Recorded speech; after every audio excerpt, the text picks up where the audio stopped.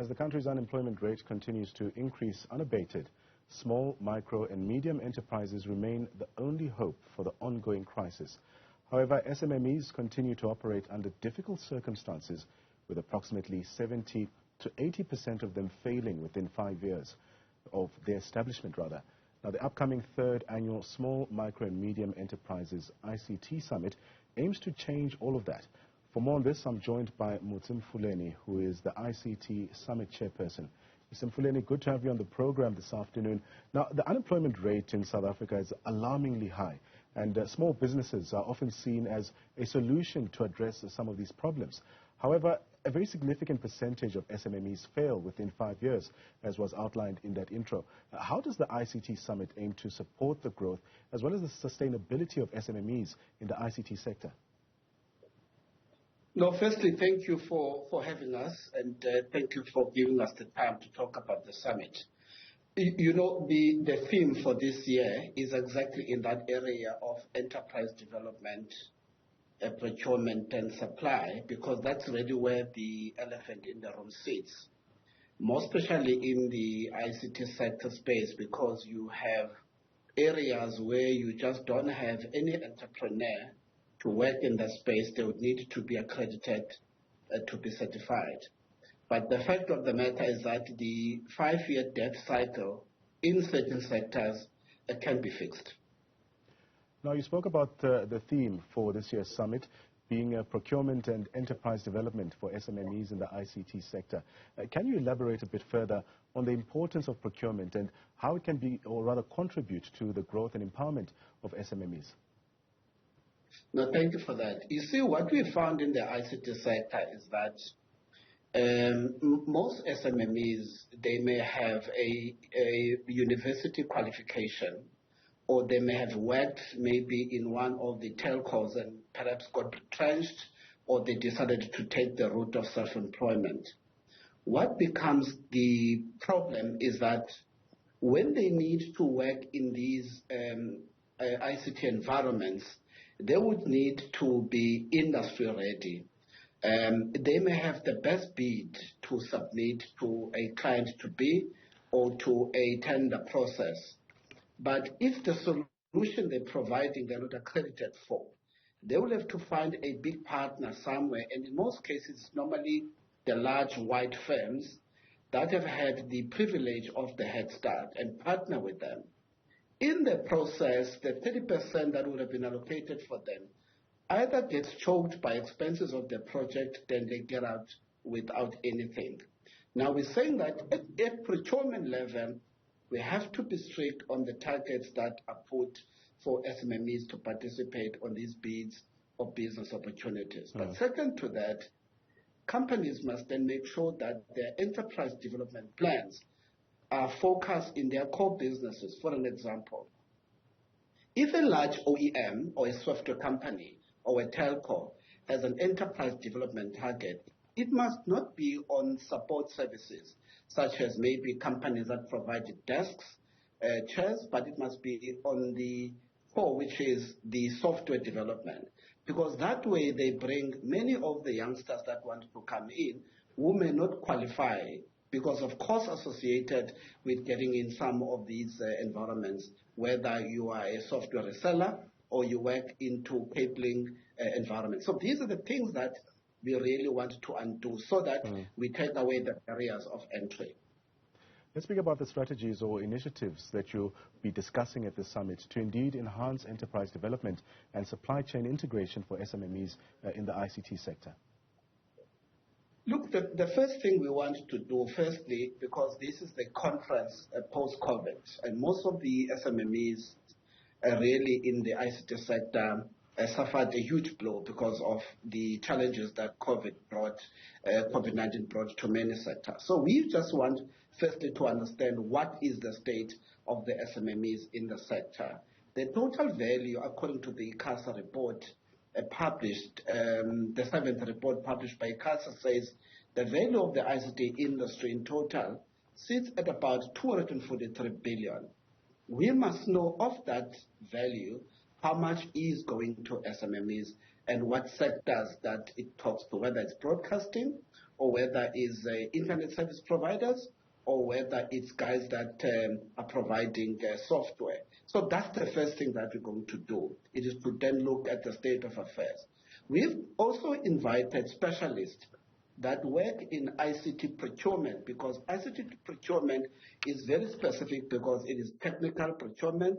Some of it talk to specifications that are more engineering, whether you look at the broadcast sector or you look in the telco sector, putting up the masts that provide a signal coverage. So you want people who understand specialized procurement in our space. So for the first time, we've got these specialists that deal with ICT procurement to then begin to deal with some of the intricate matters. The country talks about broadband connectivity. The country talks about spectrum opportunities. But at procurement level, what does that practically mean? So those are the stuff that we will be unpacking next week on Thursday. Now, creating an environment for growth, learning, and even networking is one of the objectives of this summit. How will the event indeed facilitate these networking opportunities as well as collaboration amongst the industry leaders, experts, and these SMMEs? Most of the conferences, I will start at the SMME level first. Most of these conferences have a fee that is sometimes exorbitant for a guy that's battling just to procure an opportunity. And these conference fees become barriers of entry for SMMEs. So we've worked with all the industry SMME bodies, such as the Black IT Forum, SMME Chamber, as well as the PPICT, to make sure that we create the entry point for these SMMEs to come access the networking opportunities, access the top executives attending, and have access to some of the strategic government people that are going to be there without having to have a fee or a delicate fee problem for them to access. That's the first thing. But we've also made sure that we bring in the room the right people, the people who make decisions in corporate and the people who make decisions in government. And we've been really honored by the department's support of our initiative and their contribution in this regard. These are very, very important. But what you're going to see on Thursday, you have SMMEs in ICT that are coming from across all the 9 provinces. And it's something that's unique because it's not just for the SMMEs who come from the big hubs, such as Gauteng, KwaZulu-Natal, and the Western Cape. So those are some of the stuff that we're doing just to lower the barriers of entry and access to information. Now, you've said the summit also aims to showcase these ICT solutions and expose startup techs to the latest trends. How can this kind of exposure and learning opportunities indeed help SMMEs in the ICT sector to innovate and also stay very competitive?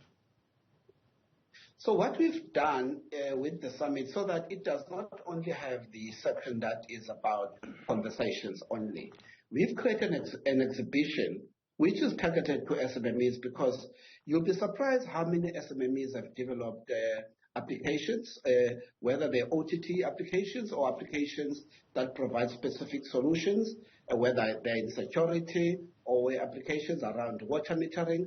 We're creating an opportunity for them to come showcase this, because in the nature of having the executives from private sector, they are able to have the buyer and the seller environment, because you've got all these procurement managers that are going to be there that can enlist these SMMEs as partners in their company, so that when they do bids that require 30% or more participation of SMMEs, they've got this pool because they've seen the technologies they've produced, they've touched it, and they've tested it. So it's very, very important, so that we do not have an exhibition with SMEs that just bring brochures, but They bring the hardware, they bring the software for them to be exposed. More especially those who've participated in the government Digitech program, which is an excellent platform to create innovators that are SMMEs to excel. Now, we do know that SMMEs are often plagued by problems. In your opinion, what are some of the key challenges facing SMMEs in the ICT sector, and how can these challenges be addressed to foster their growth and even their success here? I think one of the first thing is, if you develop an application, the funding models in commercial banks to fund these startups is not tailor-made for the ICT business, because when the analyst that analyzes these proposals, they use the traditional commercial bank systems to then check if there is viability or not. And in the tech space, it's quite different, because the churn, when you begin to make an income on that business, may not be in the traditional cycles to look at the viability of that business for finance. So financing instruments for ICT SMMEs, it's something that we really need to look at in this country. That's one. The second thing is to develop a pool of angel investors that are pro-black ICT SMMEs, because you do have a pool, mostly in your corridors of Stellenbosch. And I don't want to use Stellenbosch in the traditional sense where Stellenbosch is associated with a particular group, but the reality is that in that geography there's a pool of SMMEs, but they're largely white and Afrikaners, and they've got access to serious monies of angel investors. But a guy from Soweto or a guy from Tanzania or Zweden does not have access to that pool of angel investors. That is one. But secondly, even the government companies such as CIFA, CEDA, NEF have to begin to design a specific funding mechanisms for ICT proposals. That's one. Secondly is the whole issue of markets. But I think the markets government, for SMMEs, government is doing quite well. We're seeing a lot of SMMEs being taken to international expos by government. We're seeing a lot of companies that MultiChoice does a lot of great work in taking SMMEs to international trade shows. These things are very important because they create the market for these SMMEs. And I think that is stuff that we, must begin to do more to make sure that the 5-year debt cycle is reduced. Let's speak to that point now. A collaboration between the public and private sector is often seen as crucial for the development of SMMEs. How does the ICT Summit then encourage this collaboration and also create a platform for meaningful partnerships that can benefit SMMEs? When you bring credible people around the table, those who are looking through the window develop an appetite of joining that conversation. I think one of the things we have done firstly is to make sure that the conversations we put together, this conference is just one of the conferences that we do. One of the big ones is the ICT Summit that we do in November.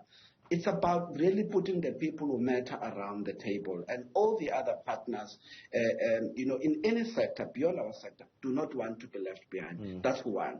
But two, government remains an important stakeholder and social partner in what we do. And we've enjoyed over many years of doing these tech conferences in the country, government support, because government, remember, owns the policy, right? And most of the stuff that we do in the industry, it is policy controlled and it is policy informed. So to have government also around the table, it is important to bring that value, that credibility that you want in these instances. The pronouncement by Minister Motse recently around the SMME initiatives are very exciting for us as the industry and SMME bodies. What the State Information Technology Agency is doing in supporting SMMEs, Centec, Broadband Infraco, are the things that people want to make sure that the credible network connection, the credible value in the discussion takes place, and those are the partners that you always want, including the private sector entities. That was Motse Mfuleni. He's from the ICT Summit. He's the chairperson there.